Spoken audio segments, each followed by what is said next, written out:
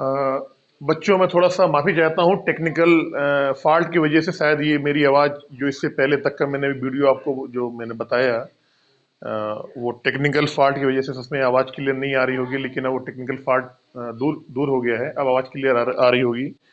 तो मैं बताना चाह रहा था, अ, बल्कि थोड़ा इसको मैं दोबारा एक बार आपको बता दूं यहाँ से। कह रहा है कि ए एक काम को 10 दिन में करता है, बी एक काम को 20 दिन में करता है, सी एक काम को 30 दिन में करता है। तीनों ने साथ मिलकर काम शुरू किया। काम समाप्त होने से एक दिन पहले ए ने तथा 3 दिन पहले बी ने काम करना छोड़ दिया। जब काम एंडिंग पे आया बिल्कुल लास्ट में, तो उससे एक दिन पहले ए चला गया और उससे 3 दिन पहले बी ने काम छोड़ दिया। तो पूछा गया है काम समाप्त होने में कुल कितना टाइम लगेगा। मैंने आपको पहले बताया कि जब भी काम समाप्त होने से पहले अगर कोई आदमी काम छोड़ रहा है तो मैं क्या करूंगा, पहले छोड़ रहा है। एक्चुअल में तो छोड़ दिया उसने, लेकिन हम क्या करेंगे, हम वर्चुअल में या काल्पनिक या इमेजिन कर लेंगे कि उसने काम नहीं छोड़ा होगा। जब ए काम नहीं छोड़ेगा, बी काम नहीं छोड़ेगा, तो क्या करेगा, तीनों काम मिलके करेंगे। तो कैसे करेंगे, देखो। सबसे पहले इन तीनों का एलसीएम लेंगे। हमारा एलसीएम कितना आएगा, 60। यहाँ इनका एलसीएम आ गया 60। ए का एक दिन का काम आ जाएगा 6, बी का एक दिन का काम आ जाएगा 3, सी का एक दिन का काम आ जाएगा 2। ये जो इनका एलसीएम आया, ये आता है हमारा टोटल वर्क। एक दिन का काम आ गया ये हमारा वर्क पर डे या क्षमता। अब कह रहा है कि ए ने एक दिन पहले काम छोड़ दिया है। हम ए को एक दिन पहले काम नहीं छोड़ने देंगे, ए को जबरदस्ती काम करवाएंगे। तो ए का एक दिन का काम है 6 यूनिट, तो ये 6 भाग काम करवाएंगे, ये करेंगे प्लस करेंगे काम में। बी ने 3 दिन पहले काम छोड़ दिया था, तो बी को क्या करेंगे, बी का एक दिन का काम है 3, तो 3 दिन का काम हो जाएगा, बी का कितना हो जाएगा, 9। अब हमें यह मालूम पड़ गया ए ने 6 काम नहीं किया था और बी ने 9 काम नहीं किया था। इन दोनों का काम अगर हम प्लस करेंगे तो 15 आएगा। अगर ये 15 काम हम इस टोटल वाले काम में जोड़ दें तो हमारे पास इन तीनों का जो आ जाएगा कि इन लोगों ने काम किया। तो क्या करेंगे, इसमें हम 15 जोड़ देंगे, कितना आ गया, 75। अब ये 75 वो काम है जो कि इन तीनों ने किया है। तो निकाल लेते हैं, ए प्लस बी प्लस सी, टोटल काम कितना है, 75। और इन तीनों का एक दिन का काम कितना है, इन तीनों के एक दिन का काम है ये, इसको जोड़ लेंगे तो क्या आ जाएगा, 11। इस 75 में इन तीनों के एक दिन का काम का भाग दे देंगे तो टोटल नंबर ऑफ डेज आ जाएंगे। क्या आ जाएगा यहाँ पे, ये हो गया हमारा टोटल नंबर ऑफ डेज जो कि क्वेश्चन में हमसे पूछा गया है। ये चीज समझ में आई या नहीं आई, मुझे ये बताओ पहले। बिल्कुल क्लियर है कॉन्सेप्ट, कोई डाउट हो पूछ लो अभी। ये जो कॉन्सेप्ट है इमेजिन वाला, ये समझ में आ रहा नहीं आ रहा है, समझ में आ रहा है ना, है भाई। एक्चुअल में नहीं कर रहा है काम वो, एक्चुअल में काम नहीं कर रहा है वो, लेकिन हमने मान लिया कि वो काम कर रहा है। तो इस तरीके से ये आपका कितनी देर में आ गया। बच्चे लगे रहते हैं, वो क्या करेंगे, एक दिन पहले ऐसे ए प्लस बी करेंगे, सी करेंगे, फिर क्या करेंगे उसको, देखो बच्चे क्या करते हैं, फिर यहाँ क्या करेंगे, अच्छा 3 दिन पहले किसने काम छोड़ा होगा, बी ने काम छोड़ा होगा, तो बी पहले हट गया, इसका मतलब फिर यहाँ ए प्लस सी ने काम किया होगा। अच्छा एक दिन पहले काम छोड़ा होगा तो किसने किया होगा, तो मतलब सी ने किया होगा। फिर इसके बाद टोटल वर्क यहाँ रखेंगे, कितना रखेंगे, वो 60 रखेंगे। फिर करेंगे एक दिन पहले, तो इसका मतलब कि इन्होंने, अरे क्यों करना है, ये कितना सिंपल क्वेश्चन है। क्या बताया मैंने, मैंने बताया फिर से बता दूं, पहले जाने नहीं दूंगा, बाद में लात मार के भगा दूंगा, चल भाग, तू काम करने के बाद जा रहा है, बाद में चला जा, लेकिन पहले नहीं जाने दूंगा।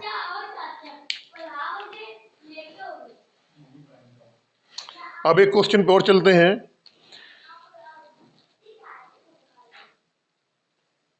अब देखिए एक क्वेश्चन जो मैंने आपको शुरू में बताया था, एक क्वेश्चन और आ गया। अब जरा देखना कहीं वही क्वेश्चन तो नहीं है। कह रहा 10 दिन, 15 दिन और 12 दिन में 3 है। चलो कोई नहीं, इसको मैं बता देता हूं एक बार। कह रहा है ए किसी काम को 10 दिन में, बी 15 दिन में, सी 12 दिन में। ए करता है 10 दिन में, बी करता है 15 दिन में और सी करता है 12 दिन में। फिर कह रहा है यदि तीनों एक साथ काम करना आरंभ करें लेकिन एक काम शुरू होने के 2 दिन बाद। क्या कह रहा है? यहां पे क्वेश्चन की थोड़ी सी हेडिंग आप देखो, मैं लिख देता हूं आपके लिए। ये क्वेश्चन ही आता है जिसमें एक आदमी पहले जाता है और एक आदमी जाता है बाद में। इस वाले क्वेश्चन में क्या है, एक आदमी पहले जा रहा है, दूसरा आदमी बाद में जा रहा है। क्या कह रहा है? तीनों साथ साथ काम शुरू करते हैं। अब क्या कह रहा है? लेकिन लेकिन ए काम शुरू होने के 2 दिन बाद, लेकिन ए काम शुरू होने के 2 दिन बाद, लेकिन ए काम शुरू होने के 2 दिन बाद तथा बी काम समाप्त होने के, बी काम समाप्त होने के 1 दिन बाद, एक दिन पहले, सॉरी, एक दिन पहले काम करना छोड़ दें, काम करना छोड़ दें, तो काम समाप्त होने में कुल कितना समय लगेगा? तो काम समाप्त होने में कुल कितने दिन लगेंगे?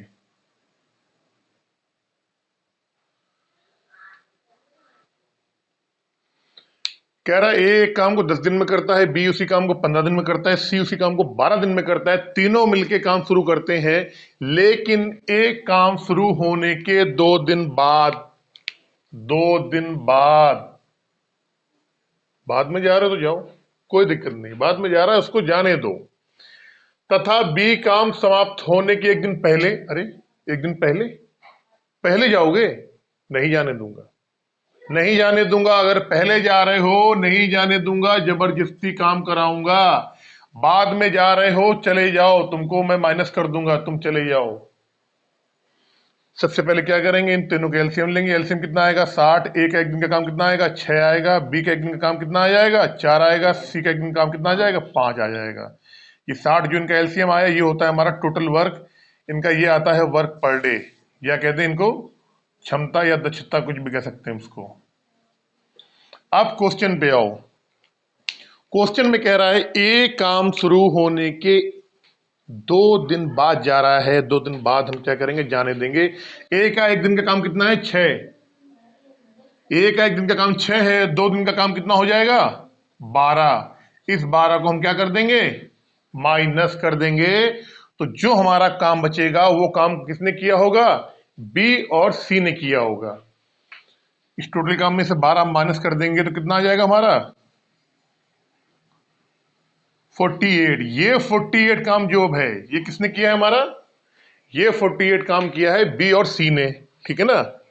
लेकिन कह रहा है फिर बी काम समाप्त होने के 1 दिन पहले काम करना छोड़ देता है। 1 दिन पहले जा रहे हो, नहीं जाने दूंगा, तुमको जाने ही नहीं दूंगा। जो भी आदमी पहले जाएगा उसको तो जाने ही नहीं दूंगा। जो भी आदमी काम समाप्त होने से पहले जाएगा, चाहे 4 दिन पहले जाए, चाहे 10 दिन पहले, चाहे 50 दिन पहले जाए, नहीं जाने दूंगा। काम समाप्त होने से पहले जाओगे, नहीं जाने दूंगा, जबरदस्ती काम कराऊंगा। बी 1 दिन पहले जा रहा है, बी का 1 दिन का काम कितना है? 4। तो इस 4 काम को बी से क्या करूंगा? मैं जबरदस्ती करवाऊंगा। क्या करवाऊंगा? जबरदस्ती काम करवाएंगे। अब देखो यहां कितना आया था? 48 काम। भाई हमने क्या करा? ये जा रहा है, एक को हमने भगा दिया। जो जा रहा है बाद में जा रहा है उसे भगा दो। भगा दो मतलब भाग मत दो, भगा दो मतलब जो भाग जाता है, जैसे कोई तुम्हारा सामान पेन छीन के भाग गया, वो वाला भगा दो, उसको लात मारो भगा दो। तो 12 क्या कर दिया हमने, टोटल काम में माइनस कर दिया, 48 काम आया। 48 काम में अभी ये जो 48 काम है इसमें क्या करेंगे, 4 क्या करेंगे, ऐड करेंगे।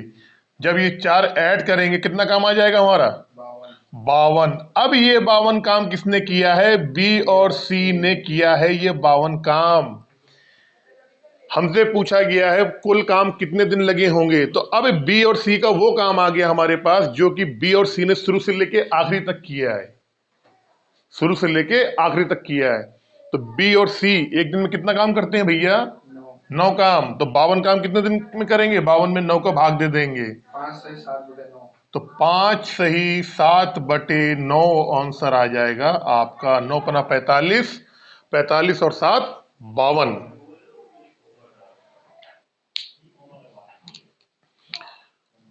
मैं उम्मीद करता हूं कि आप लोगों को बहुत अच्छे तरीके से ये जो मेरा टॉपिक था, मैंने आपको शुरू में लिखवाया था बिफोर, आफ्टर और बिफोर प्लस आफ्टर, ये आपको बहुत अच्छे तरीके से समझ में आ गया होगा, मैं ऐसा उम्मीद करता हूं। क्या ये उम्मीद सही है मेरी? ठीक है, चलते हैं नेक्स्ट क्वेश्चन पे। और अब हमारा थोड़ा सा टॉपिक यहाँ पे जो है वो हल्का सा चेंज होगा, और अगला जो मैं टॉपिक पढ़ाने जा रहा हूँ वो पढ़ाने जा रहा हूँ अब हमारी जो जिस चीज का हम बार बार जिक्र करते थे वर्क पर डे के, ये कहता था भैया आप तो हमें कुछ पूछते ही नहीं हो, बस लिख देते हो, काम हमारा कोई करते ही नहीं हो। तो काम तो बहुत बड़ा है इसका भैया। टाइम एंड वर्क में एफिशिएंसी, एफिशिएंसी जिसको बोलते हैं क्षमता, दक्षता, शक्ति, पावर, ये सारी क्या चीजें हैं, इफिशियंसी है। इसका बहुत बड़ा रोल है टाइम एंड वर्क में। ये कहता है हमसे, क्या कहता है ये, कहता है भैया लिख तो देते हो, काम तो कुछ लेते ही नहीं हो मुझसे, तो हमें हमें लिखते क्यों हो भैया। यहाँ पे कह रहे हर बार नाम आप ये कहते हो एक दिन का काम, एक दिन का काम। अरे भैया तेरा ही तो दूसरा रूप है एक दिन का काम, इफिशियंसी का ही दूसरा रूप है। इफिशियंसी ही एक तरीके से है वर्क पर डे। आदमी के द्वारा एक दिन का जो काम होता है वही उसकी क्षमता होती है, वही उसकी दक्षता होती है, वही उसकी पावर होती है, शक्ति होती है। इसका बहुत बड़ा रोल होता है। अब चलते हैं अगले क्वेश्चन की तरफ। अगले क्वेश्चन की तरफ से चलने से पहले थोड़ा सा मैं आपको बताऊंगा कि रेशियो के जो क्वेश्चन आते हैं उसको किस तरीके से हम करेंगे, और मैं खुद पूछूंगा तुमसे कि कैसे कर सकते हैं उस क्वेश्चन को, हम बता रहे हैं आपको अभी। और रेशियो के क्वेश्चन के बाद फिर हम चलेंगे अपने मैन, वुमेन, चिल्ड्रन वाले क्वेश्चन पे। अच्छा ये बताओ आप, अगर हमने यहां लिख दिया ए बी का अनुपात 2:3 है, बी अनुपात सी अनुपात है आपका यहां पर 4:6, तो अगर आपसे पूछा जाए कि ए अनुपात बी अनुपात सी क्या होगा, कैसे निकालेंगे आप? बी की वैल्यू 20 में सेम है, बी में मल्टीप्लाई कर देंगे, ऊपर 4 का नीचे 3 का, बी सेम हो जाएगा। बिल्कुल सही है। बहुत से लोग ऐसे करते हैं, 2 3 रखेंगे फिर यहाँ 4 6 कर देंगे, इसको इससे, इसको इससे, क्या दुनिया 8 4 3 12 6 18, क्या ये सही है? ऐसे ही आता है ना। फिर इसको हम काटना चाहेंगे तो 4 दूनी 8 4 3 12, नहीं ये 2 से कटेगा, 4 6 और 9, मतलब 4 6 9 आ जाएगा ये सही है ना ये। लेकिन चलो अगर, लेकिन हमने और ज्यादा बड़ा कर दिया तो फिर कैसे करोगे? देखो मैं बताता हूँ आपको होता क्या है, ये भी सही है, ये तरीका भी सही आता है। जब हम आपको अनुपात समानुपात पढ़ाएंगे तो इसका पूरा चैप्टर डिटेल में बताएंगे। अभी हम आपको केवल इसके रेशियो के बारे में केवल उतना बता रहे हैं जितने में से आपका टाइम एंड वर्क जो है वो कंप्लीट हो जाए, ठीक है ना। अब देखिए होता क्या है, यहां मुझे ये बताओ बी की वैल्यू कितनी है, इन दोनों में पहले बताओ सेम क्या है इन दोनों में, इसमें इन दोनों में क्या सेम है भाई, यहां पर बी सेम है, नीचे वाले में बी सेम है, ऊपर जो बी की वैल्यू है वो कितनी है? 3 है। कितनी है? 3। और नीचे वाले में कितनी है? 4। ऐसा हो सकता है? नहीं। नहीं होगा ना भाई। अगर b की वैल्यू 3 यहाँ है तो यहाँ भी आनी चाहिए, या फिर अगर 4 यहाँ पे है तो 4 यहाँ पे आनी चाहिए। ऊपर b की वैल्यू 3 है, नीचे b की वैल्यू 4 है, ऐसा तो गलत हो गया ना, नहीं हो सकता ना ऐसे। तो हम क्या करेंगे, यहाँ पर b की वैल्यू सेम करेंगे। पहले कैसे करेंगे? अगर इस ऊपर वाले रेशियो में 4 का गुणा कर दें और नीचे वाले में 3 का गुणा कर दें तो 4 तिहाई 12 और 3 चौको 12, b की वैल्यू सेम हो जाएगी। और आपको मालूम होना चाहिए, कोई अगर रेशियो 2:3 है, इसमें अगर हम किसी भी का n का गुणा कर दें, अगर यहाँ पे गुणा n कर दें या भाग n कर दें तो रेशियो में कोई फर्क नहीं पड़ता है। हम अपने क्वेश्चन के हिसाब से रेशियो में चाहे गुणा कर दें या भाग कर दें, जोड़ घटाना नहीं कर सकते हैं। आप सोचो चाहे हम यहाँ पे क्या नाम, इसमें 4 जोड़ n जोड़ दें या n माइनस कर दें ना, ये गलत है। रेशियो के क्वेश्चनों में या तो हम इसमें n का मतलब 1 से लेके आगे कोई भी संख्या चाहे गुणा कर दें या भाग कर दें, ठीक है ना, दोनों में, दोनों जो इनकी राशि होती है उसमें। अब हमने क्या किया, अगर 4 का ऊपर दोनों वाले में गुणा कर देंगे, इसके रेशियो में कोई फर्क नहीं पड़ेगा। ये रेशियो है, ये किसी का मान नहीं है, ये रेशियो है। नीचे वाले में अगर दोनों में 3 का गुणा करते हैं, दोनों में कोई फर्क नहीं पड़ेगा। करते हैं 4 दूनी क्या हो जाएगा 8, 4 तिहाई 12, 3 चौको 12, छत्रिक ये ए आ गया, ये ए बी का आ गया, ये बी सी का आ गया। अब हमें मालूम है, हम क्या करेंगे, यहाँ पे लिखेंगे ए बी सी। ए की वैल्यू कितनी है ऊपर 8, बी की वैल्यू कितनी है 12, सी की वैल्यू कितनी है। इसको हम चाहे तो अपने कैलकुलेशन के हिसाब से चाहे तो इसको हम सॉर्ट कर सकते हैं, चाहे तो इसको हम चाहे सब में 2 का गुणा कर दें, चाहे सब में 10 का गुणा कर दें, चाहे सब में 10 का भाग दे दें। वो हमारे ऊपर डिपेंड करता है कि हमको according to calculation, according to question इसमें क्या करना है। लेकिन हम आपको बता रहे हैं, समझा रहे हैं, अगर इसमें भाग दे लेंगे तो कैलकुलेशन हमारी छोटी हो जाएगी। यहाँ 4 आ जाएगा, यहाँ 6 आ जाएगा, यहाँ कितना आ जाएगा 9। हमें ये समझ में आ गया कि ए बी सी का जो है 4 6 9 आ जाएगा। ये मैं आपको इस वजह से बता रहा हूँ, ये आपको आना चाहिए, क्योंकि जो क्वेश्चन मैं अब आगे कराऊंगा आपको टाइम एंड वर्क में, रेशियो से संबंधित क्वेश्चन, उन क्वेश्चनों को करने के लिए आपको रेशियो निकालना आना चाहिए। आपको अगर रेशियो निकालना नहीं आता है तो आप क्वेश्चन नहीं कर पाओगे आगे, ठीक है ना। एक मैं और आपको बताता हूं किस तरीके से इसको हम कर सकते हैं। अब ये आप ही मुझे बताना कि कैसे आएगा। मान लो कि A/B, A रेशियो B का मान है 2:1 और C रेशियो A+B का मान है यहां पर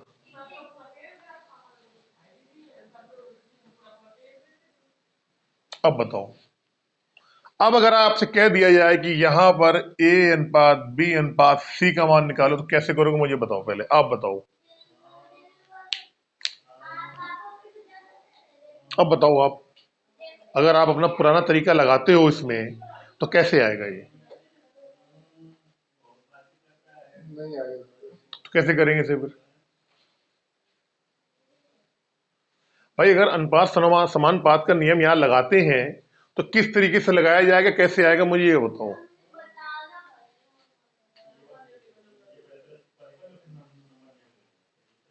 आ सकता है?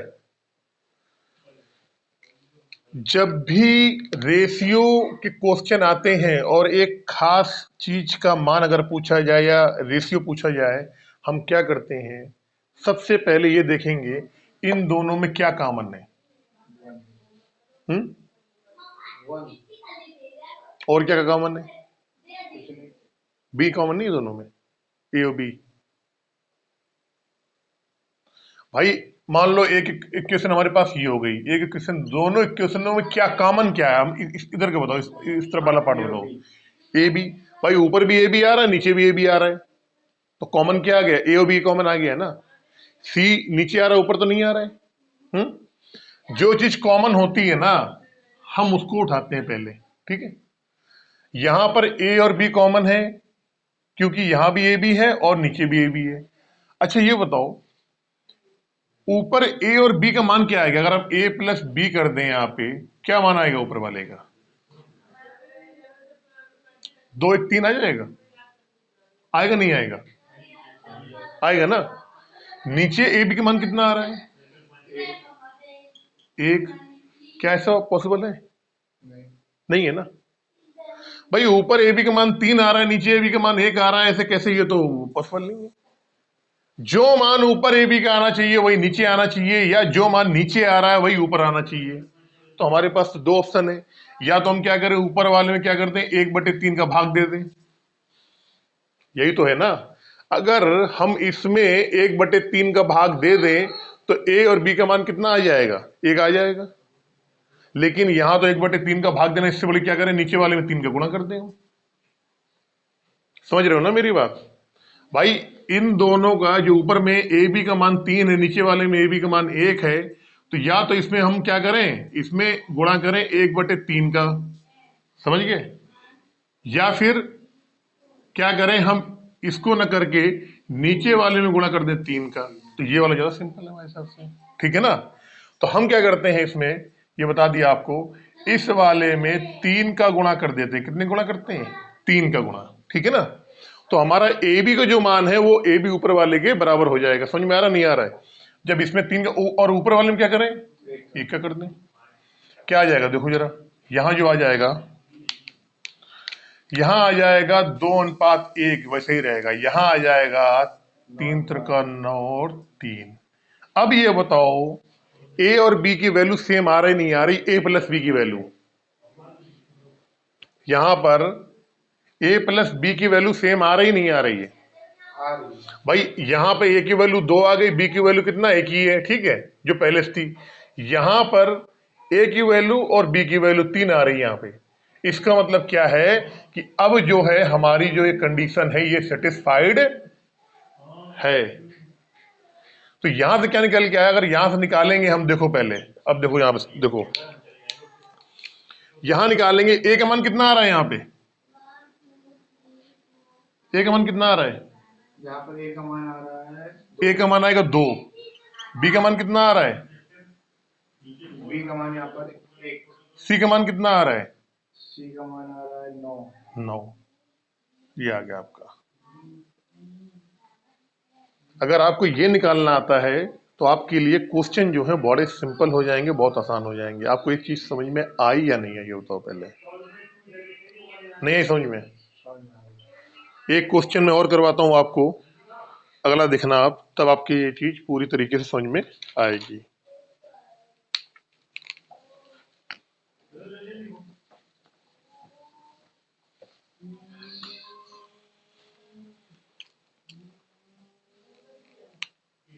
मान लो a प्लस बी प्लस सी अनुपात a का मान आपका है 3:1, और a प्लस सी अनुपात b का मान है 1:1।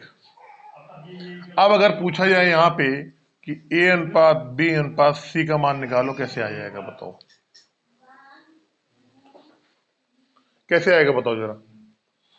हम क्या करेंगे, सबसे पहले इन दोनों इक्वेशन मान लो, समीकरण मान लो इनको, इन दोनों में ये देखेंगे क्या चीज इन तीनों में कॉमन, इन दोनों में क्या कॉमन है। तीनों चीज क्या कॉमन है बताओ? A B C. भाई यहां पर ये ए कॉमन है, ए यहां भी आ रहा है, फिर ये सी यहां भी आ रहा है, यहां भी आ रहा है सी, फिर ये बी आ रहा है यहां पर, तो बी यहां पर भी आ रहा है। तो हमें मालूम पड़ गया ए बी सी कॉमन है तीनों में, ठीक है ना। ऊपर ए प्लस बी प्लस सी का मान कितना आ रहा है बताओ जरा? 3। 3। नीचे ए बी सी क्या मान आएगा? 2। क्या ऐसा हो सकता है? नहीं, नहीं होगा ना। क्या करना पड़ेगा? ऊपर 2 का यहाँ हमें 2 का मल्टीप्लाई करना पड़ेगा इस वाले में, यहाँ करना पड़ेगा 3 का मल्टीप्लाई, और हमारी इक्वेशन आ जाएगी बराबर। करते हैं, क्या करेंगे देखो। जब 2 का करेंगे यहाँ पे क्या आ जाएगा, 3 दूनी 6 और 2। जब यहाँ 3 का करेंगे क्या आएगा, 3:3। हमारी इक्वेशन क्या हो गई, बराबर हो गई। अब हम अगर निकालना चाहें तो क्या आ जाएगा हमारा, ए बी सी निकाल लो। कैसे आएगा? बी का मान क्या आ रहा है पहले ये बताओ, पहले ए का मान क्या आ रहा है? 6। ए का मान 6। हाँ, कहाँ है ए का मान 6, जरा बताओ कहाँ है? नहीं 3। ए का मान 2 आ रहा है, सही से देखो। अच्छा हाँ, 1 का मान 2 ए का मान है 2, ये है ए का मान, ये यहाँ पे ए का मान, ठीक है ना। बी का मान कितना आ रहा है? 3। बी का मान ये वाला, ये आ गया 3। सी का मान, सी का मान आएगा 1। बिल्कुल 1 आएगा। कैसे 1 आएगा? क्योंकि ए प्लस बी प्लस सी का मान कितना आ रहा है, 6 आ रहा है। जब ए का 2 आ गया, बी का 3 आ गया, और इन तीनों का मान कितना है, 6, तो सी का मान कितना आ जाएगा, 1 आ जाएगा। ये समझ में आ रहा या नहीं आया है? Yes sir. अभी अब हम चलते हैं अपने क्वेश्चन की तरफ। अब हम आप अपने चलते हैं क्वेश्चन की तरफ, और क्वेश्चन आपको हम बताते हैं।